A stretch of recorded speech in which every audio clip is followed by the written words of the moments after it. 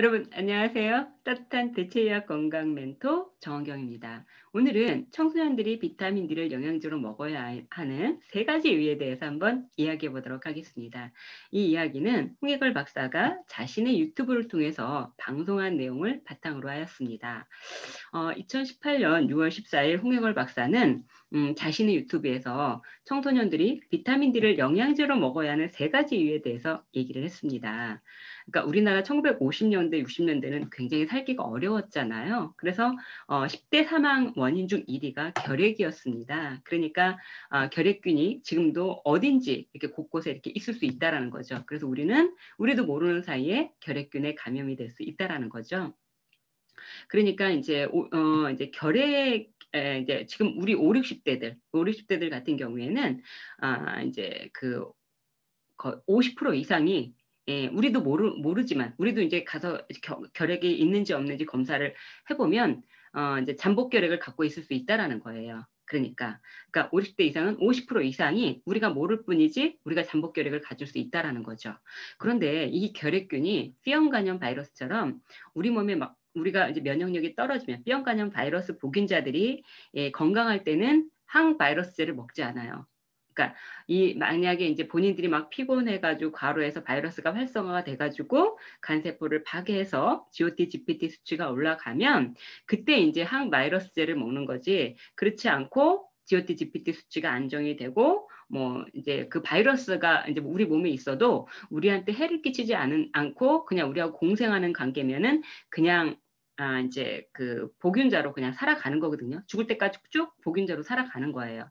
결핵균도 마찬가지예요. 우리 몸에 있다고 그래가지고 얘네들이 우리 몸을 갖다가 해치고 그러는 게 아니라 우리하고 공생 관계예요. 우리가 면역력이 좋으면 얘가 우리 몸에서 우리 세포를 해치지 않기 때문에 항결핵제를 먹지 않아도 그냥 우리하고 공생하면서, 그러니까 제가 결핵균에 감염됐는지 안 그러니까 제가 잠복결핵을 갖고 있는지 이제 잠복기를 갖고 있지 않는지에 대해서는 제가 결핵 검사를 해보면 이제 알겠죠. 근데 뭐 내가 이상이 없으면 제가 굳이 하지 않을 거 아니에요. 그러면 내가 죽을 때까지 애도 내가 이제 잠복결핵을 갖고 있는지 없는지 이제 모른다라는 거죠.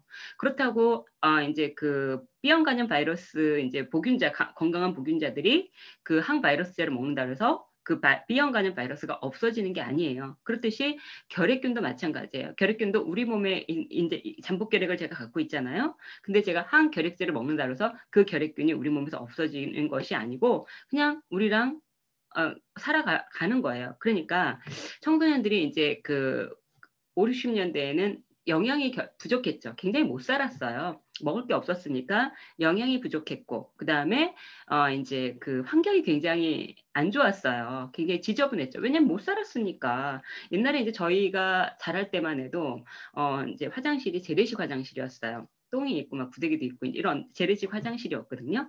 그렇듯이 그렇게 환경이 안 좋았으니까 결핵균에 감염될 수 있고 결핵균이 정말 10대 사망 원인 중 1위였기 때문에 어디든지 결핵균이 있을 수 있으니까 누구든지 이제 결핵균에 감염될 수가 있는 거예요. 그래서 지금 요즘에 이제 결핵균이 이제 좀 이제 증가하고 있잖아요.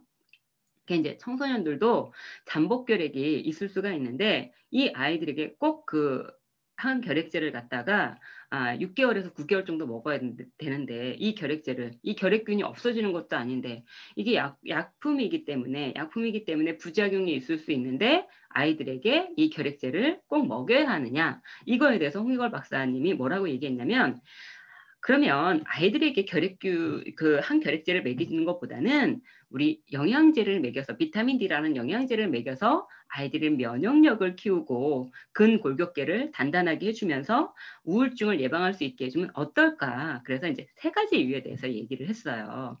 여러분 제가 누누이 말씀드렸지만 우리 몸에 아무리 칼슘이 많아도 이제 비타민 D가 칼벤딘이라는 단백질을 만들어주지 않으면 이 칼슘은 우리 뼛속으로 들어갈 수가 없어요. 그래서 비타민 D가 충분할 때 이 칼슘은 우리 몸에서 쓰일 수 있는 거예요. 칼슘의 역할이 뭐라고 그랬어요? 뼈와 치아를 단단하게 해주고 그다음에 수축에 관여하잖아요. 그러니까 근육세포를 탄력성 있게 해주는 역할을 하는 거죠. 그리고 어떤 역할을 해요? 혈액 공고. 그러니까 트롬보키나제라는 효소가 프로트롬빈을 트롬빈으로 활성화시키고 트롬빈이 이제 그 피브리노겐을 피브린으로 활성화시켜가지고 피딱지, 우리가 이렇게 여기 제가 만약에 상처가 났어요. 혈액이 막 피가 나요. 이거를 갖다 피딱지, 우리 어렸을 때 막 그 넘어지고 그럼 피딱지 생기잖아요. 그런 거를 만들어 주려면 칼슘이 끼어 들어가야 돼요. 우리 왜 초등학교 다닐 때 비타민 K가 없으면 혈액응고 작용이 일어나지 않는다. 이런 거 배우셨죠? 그 트롬보키나제라는 효소가 작동하기 위해서는 칼슘과 비타민 K가 하나씩 끼어 들어가야지만 트롬보키나제라는 효소가 트롬빈을 트롬빈으로 활성화시키고 트롬빈이 피브리노겐을 피브린으로 활성화시켜서 혈액응고 작용이 일어나는 거죠.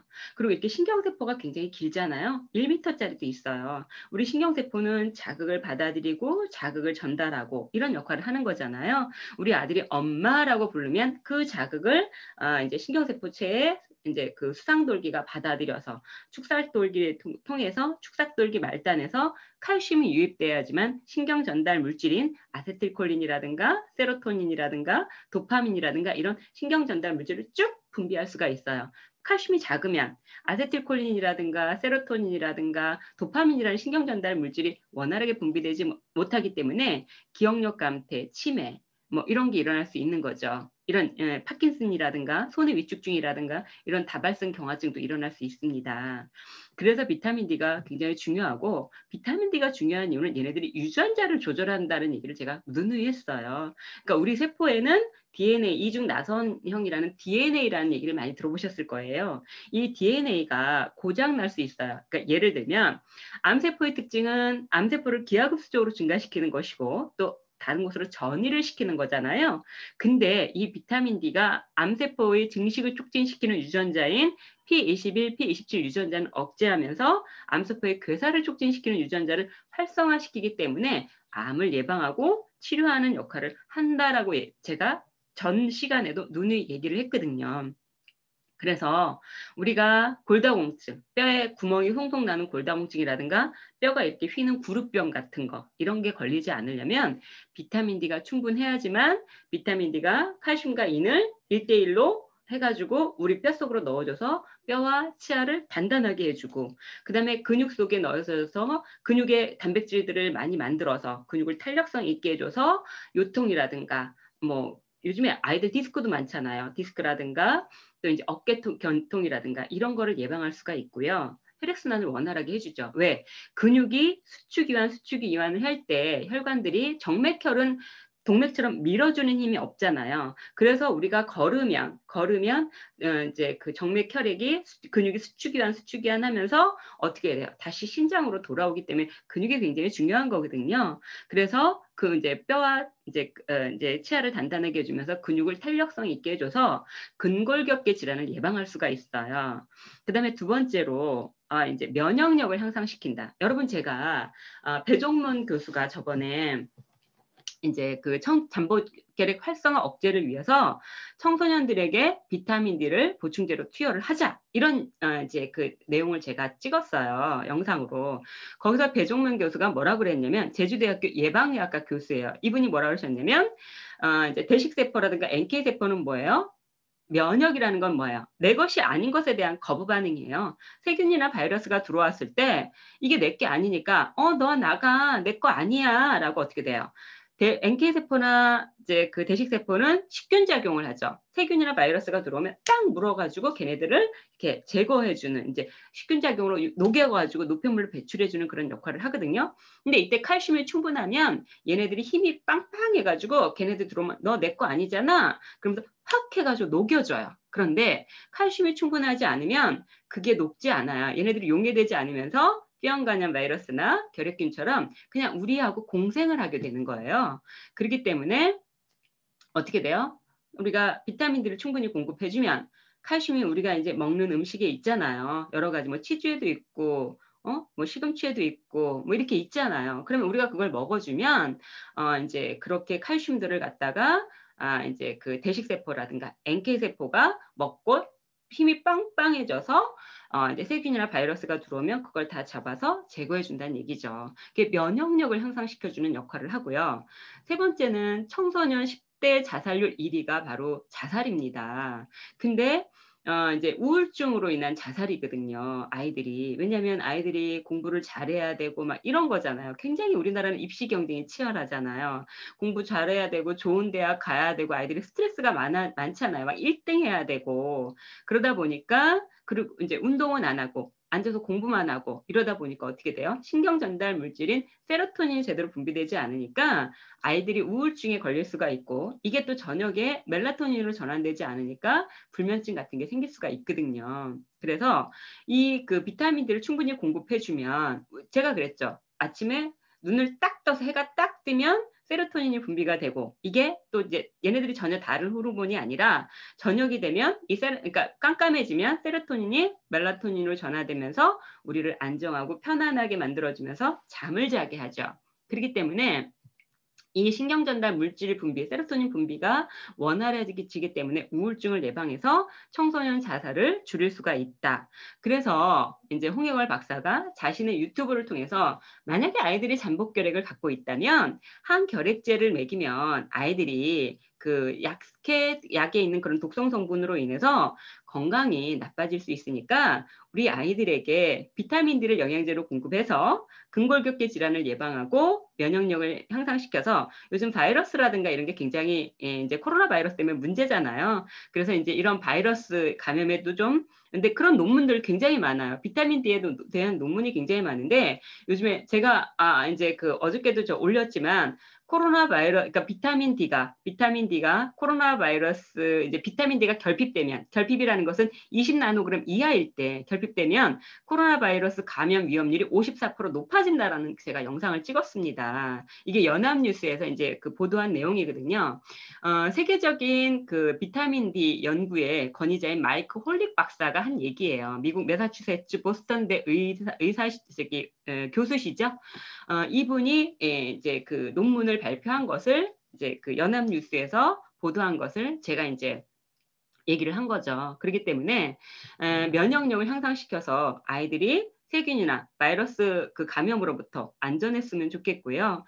그래서 만약에 신경 전달 물질 분비가 원활해서 세로토닌이라는 호르몬 분비가 원활해서 아이들이 우울증을 예방해서 자살률을 줄이면서 아이들이 행복한 세상을 만들 수 있으면 참 좋을 것 같습니다.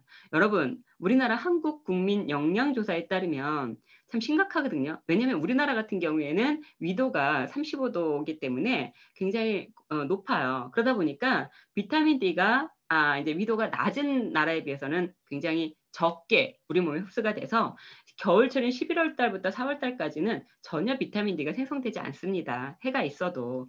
그래서 우리나라 한국 국민 건강 영양조사에 따르면 청소년들의 73.3%가 비타민 D가 20나노그램 이하로 결핍이었어요.